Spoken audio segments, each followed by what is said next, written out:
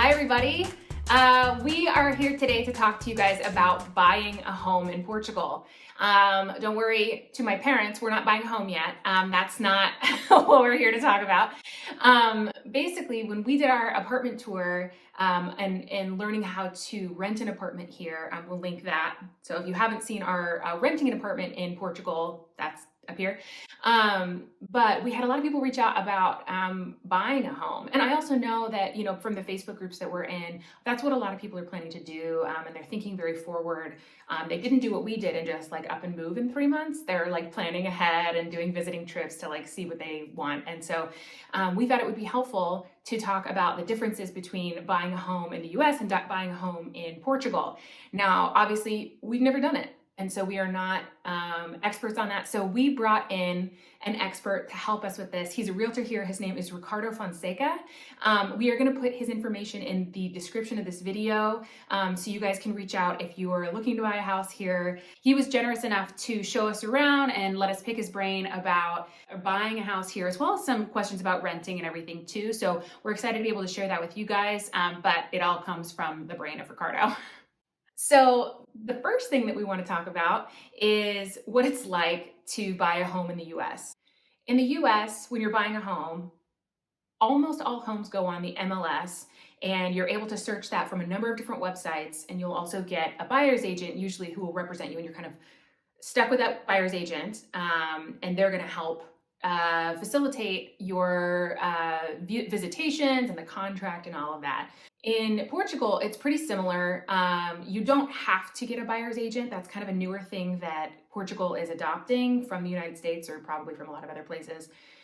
But we think it could be really helpful. Especially if you're coming not knowing the market, not knowing the area, a buyer's agent is really going to be able to help you understand. If you say, okay, here are my list of must-haves, especially if you're like, this is the neighborhood that I want, or this is the type of lifestyle I'm looking for. They're really going to be a partner in helping you find a home that you love. So that would be our recommendation. That's obviously Ricardo's recommendation as well. Yeah, and some things that are different in Portugal is when it comes to buying a home, there's a couple things that you really need to look out for, especially like with the deeds, and especially in the rural areas, you could have a lot of like people that just moved into a family home that they never changed the deed. So that's something that needs to be looked out for. And then there's also issues with debt. So if there's debt on the home, that gets transferred with ownership. So you really need at least a lawyer to look over these things.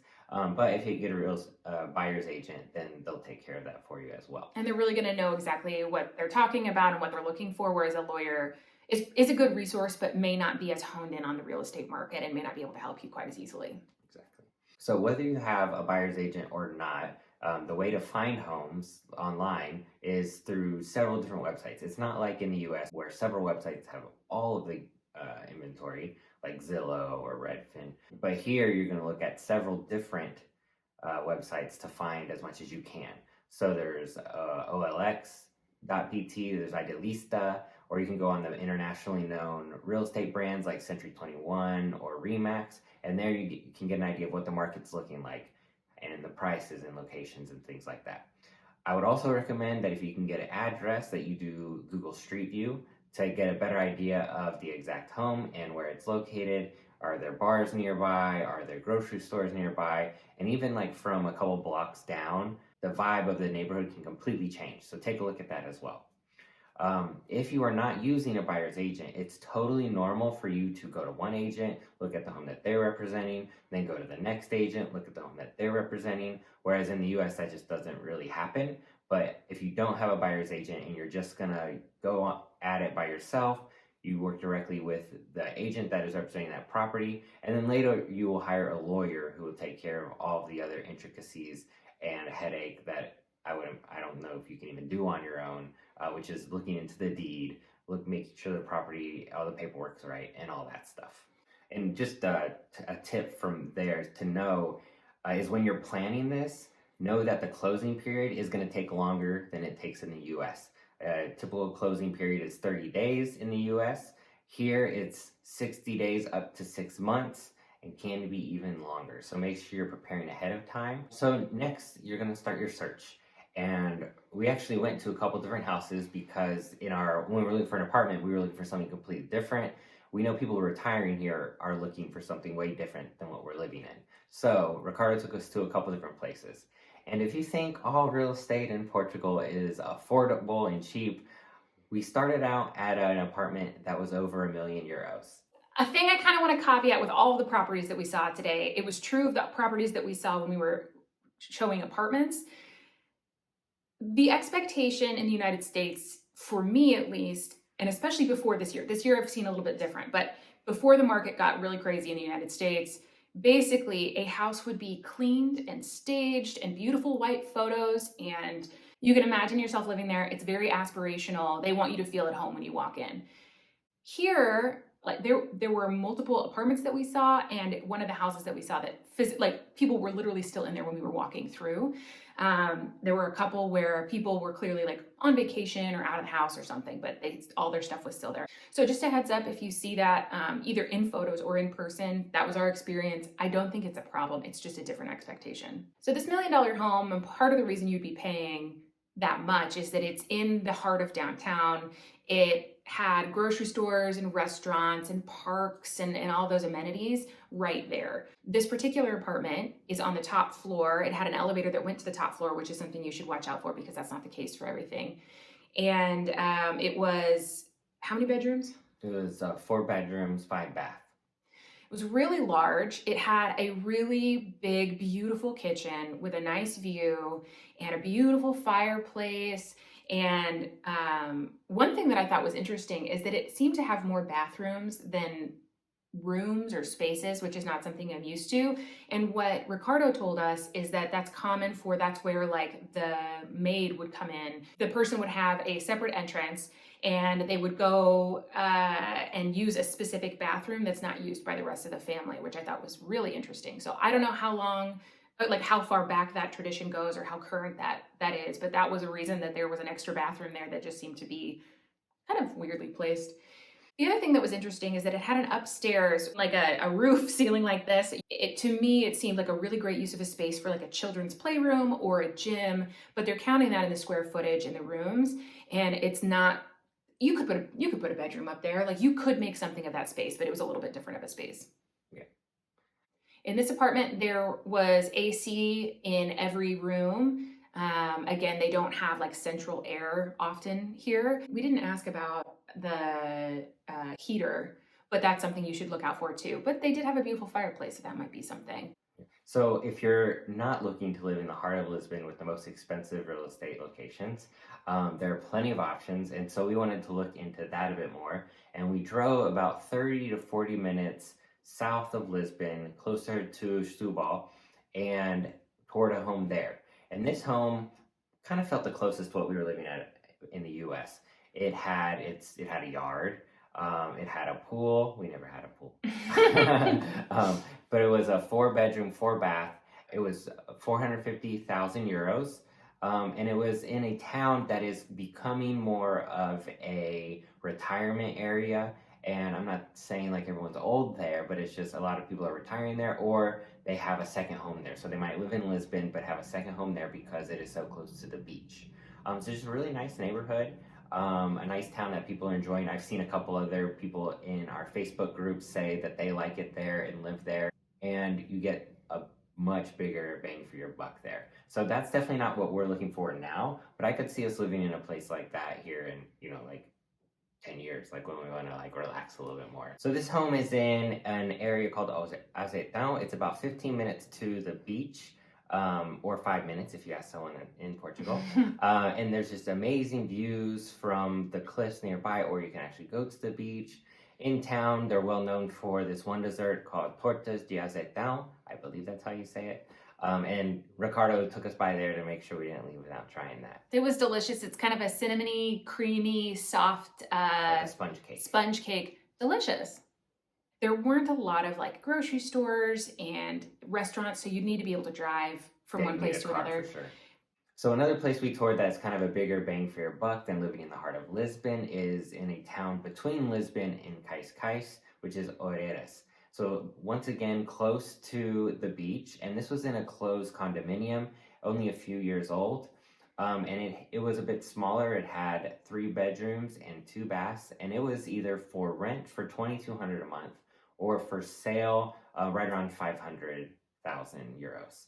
The community had a big pool, which we liked, and it had like an activity room, so a few more amenities. Seemed more family friendly. It had, like a game room, and it had a play set. So we didn't see any kids, although it was clear a child was living at that apartment. But so I think there would be, like, anyone would be happy there because they've got some nice amenities. And it was closer to some grocery stores and restaurants. Yeah. And then in the house, it had AC and heating in every room, and just kind of a nice house. We personally didn't love that it was on the bottom floor, but other than that, it was great. But I think that'd be a great option. I think you need a car to live there, to get around well. But yeah, it's really close to Cascais. If you need to go to the beach, I think it's within a 5 or 10 minute drive over there, like an American 5 or 10 minutes. It's pretty close. And just easy access to a lot of things. If you're looking for more like city living, if you watch a tour of this apartment that we're living in, it would probably go for around 450,000 euros. Just to give you an idea of another data point of what things cost here in Lisbon.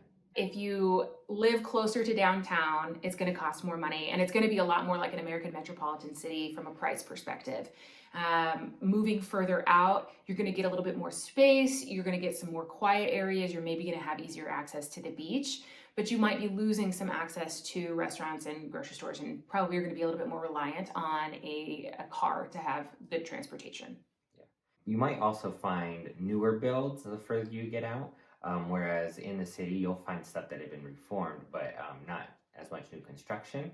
And then the price will go up again the closer you get to the beach. So it's just kind of, take a look around, see what you can find, or get an agent to kind of set your expectations right. Now we want to talk about what it's like to actually go through the process of buying a house here. I want to reiterate, we got all this information from Ricardo himself. It's just the audio didn't turn out very well. So we're going to be reiterating all the information for you here, but we are not experts. We got all of this from Ricardo. Yes, definitely. Maybe one day we'll be experts, but not yet. All right, so once you've found that perfect house and you are ready to buy in Portugal, you are going to put in an offer. Very similar to in the US, you're going to negotiate a price. You can bring them down usually here, and that really depends on the seller. I've heard of huge ranges of people really bringing people down a lot, or people only bringing down like a couple thousand euro. So it really depends on that seller and how did they price the house in the first place, how much do they want to sell it. And I feel like people here, I've heard that they have a little more sentimental attachment to their homes. So it really just depends. Like if you don't want to offend them and then they're just like, go away. But at the other end, maybe they're ready to get rid of that house. One thing that Ricardo told us that I thought was funny is I asked how long a typical home might stay on the market. And he said, well, if they price it right, it'll be off the market in a couple of weeks, like 1 to 2 weeks. But what often happens is he'll make a recommendation for how much a house to be sold for. So he might say it should be 100,000 euro, and they'll say, great, let's list it for 150, because people are more attached to their homes. And in the United States, there's this idea that if a house has been on the market for a little while, maybe there's something wrong with it. So sellers have an incentive to get the pricing right earlier on, especially at lower to medium price ranges. But here, that's not a thing at all. They'll just put it up for whatever they want to put it up for, and it may sit on the market until it readjusts to be the right price. So if a house has been on the market for a long time, maybe don't read into that too much. They may have just overpriced. Yeah, definitely.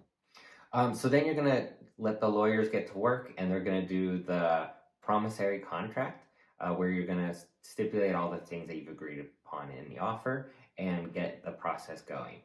At this point, you're going to put your deposit down, which if you don't follow through with the purchase of the home, you're going to lose it. And if the seller decides that they don't want to sell the home anymore, they're going to have to pay you back double. So if you put 10,000 euros down and they decide they don't want to follow through with it, they're going to have to give back your 10,000 euros and then give you another 10,000 euros. Then they're going to deal with making sure the deed looks good and there's no debt on the property and all those things that scare me. So you let them do it.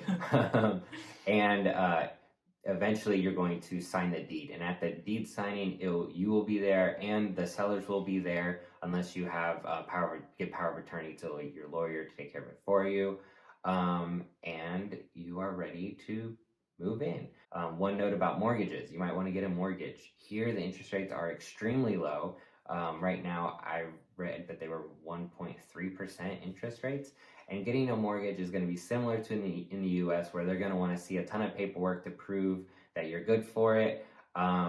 And you're going to need life insurance on top of that. Very affordable though. And your homeowner insurance is going to be more affordable, but that will be required as well to get your mortgage. As far as the cost of purchasing the home, first you have to look at the purchase tax, which is new to us. Obviously don't have that in the US, but it is a tax that's on a sliding scale. So the more expensive the home, the larger the percentage you're going to put towards that tax. It is between 0 and 8%. And that's something, definitely a brand new thing to think about when you are purchasing a home here.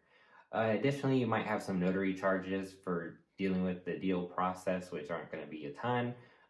There's something called stamp duty, which is 0.8%, and then your legal charges. If you have a buyer's agent, they might cover all that and have someone in-house to take care of all your legal things. If you don't, then you can expect to pay between like 1% and 2% the cost of the home to go towards the lawyer fees. Some buyer's agents are going to charge you a fee. At worst, they would charge you like what their commission would be on if they were to sell you the house, so that's a bit high. Some will just charge you a fee, just make sure you're serious about buying, and some won't charge you a fee at all, and they will just negotiate their commission to be split between them and the seller's agent. So that's a lot of the information that we learned from Ricardo. If you have additional questions or you're ready to buy a house, we would point you towards Ricardo or someone else that you can find from probably RE/MAX or Century 21. I think that would be a really good resource. And if you want to see some other areas of Portugal, we only really know Lisbon and the greater Lisbon area, but Expats Everywhere has some home tours in Porto, so we'll put a link to those videos in the description. So that is buying a home in the Lisbon area of Portugal. We hope you guys have found this to be helpful. Please subscribe to our channel. We've been so excited about the community that we're building here, so we hope that you subscribe and follow along for our adventures. Soon we'll be going on a food tour to experience more of Portuguese food and Portuguese culture and experience more of Lisbon, so keep an eye out for that. We're also going to be taking some trips hopefully soon, so we'll be able to share some of those experiences as well, being based in Portugal and being able to do some more European travel. Also, we hope you guys will follow along on Instagram @HoneymoonAlways, and we hope you guys have a good one. Bye!